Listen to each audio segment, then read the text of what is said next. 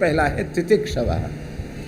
तितिक्षव का अर्थ टीकाकारों ने किया है क्षितिवत सहनशीला, धरती के समान सहनशील। कल हमने श्री गोकुल भवन वाले परमन जी महाराज का वाक्य उद्धृत किया था कि कोई 1000 जूता लगावे और 1000 गाली दे तो भी साधक उफ न करे, एकदम घूर बन जाए, कुछ भी कोई करता रहे उसका चित्त पर प्रभाव न पड़े, इतने से ही भगवान मिल जाएंगे। एक लक्षण जीवन में उतरने के बाद शेष लक्षण सब आ जाएंगे। एक छोटी सी बात आपको बता देते हैं। सौराष्ट्र में एक हनुमान जी का बड़ा सिद्ध स्थान है। हनुमान जी का नाम है कष्टभंजन देव। क्या नाम है? कष्टभंजन देव नाम है हनुमान जी का। स्वामी नारायण परंपरा के स्वामी गोपालानंद जी महाराज ने उन्हें स्थापित किया था। हनुमान जी का उन्हें साक्षात्कार प्राप्त था। हनुमान जी उनके साथ ही साथ चलते थे, तो जीवों को दुख रहित बनाने की प्रार्थना उन्होंने की। हनुमान जी वहाँ विराजे हैं। तो एक बैठकर वहाँ हनुमान चालीसा का पाठ कर रहे थे। एक दुबले पतले लड़के पर 25-26 साल का युवक होगा, वेश से संत वेश में ही था, श्वेत वस्त्र थे।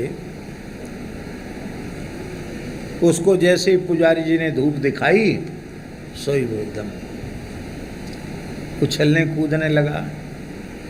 उस दुबले पतले लड़के को 10-10, 20-20 लोग पकड़ रहे थे, उस सबको फेंक देता था। आश्चर्य, इतनी शक्ति इतने दुबले पतले आदमी में तो नहीं हो सकती। तगड़े तगड़े आदमी को पटक दे, फेंक दे। हमारा पाठ वाठ तो सब भूल गया, हम तो तमाशा देखने लगे।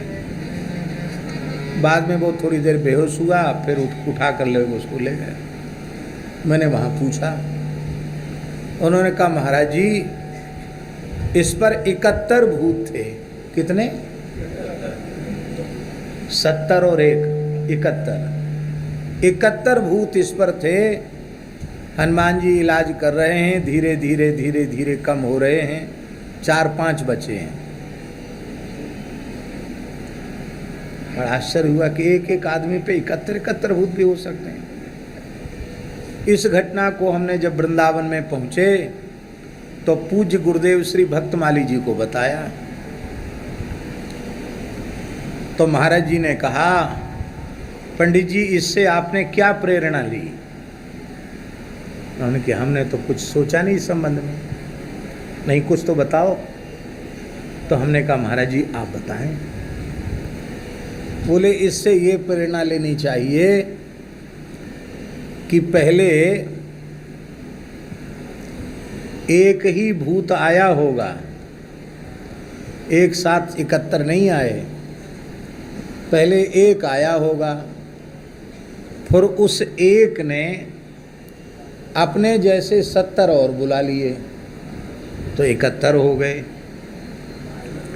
एक कोई सद्गुण हरि गुरु संतों की कृपा से, शास्त्र की कृपा से, गुरु गोविंद और ग्रंथ की कृपा से, सत्संग की कृपा से एक कोई सद्गुण साधक के जीवन में आ जाएगा तो वह एक ही सद्गुण अपने जैसे अनेकों सद्गुणों को भीतर प्रतिष्ठित कर देगा। और एक कोई भयंकर दुर्गुण साधक में आ जाएगा तो अपने जैसे सैकड़ों दुर्गुणों को वो लाकर वहाँ इकट्ठा कर देगा। ये बात महाराज जी ने बताई। तो एक गुण तितिक्षा का गुण, सहनशीलता का गुण साधक में आ जाए तो भगवान की प्राप्ति बिल्कुल सरल है। देहाभिमान को नष्ट करने का एक ही साधन है तितिक्षा। एक तरफा सहन करें। संसार में कोई प्राणी हमारे प्रति कोई दुर्व्यवहार करता है, उसमें वस्तुतः वह व्यक्ति कारण नहीं है,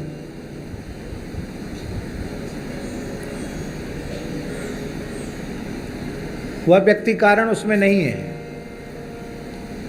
अनुकूलता प्रतिकूलता भी कोई कारण नहीं है, उसमें कारण है पूर्वकृत कर्म।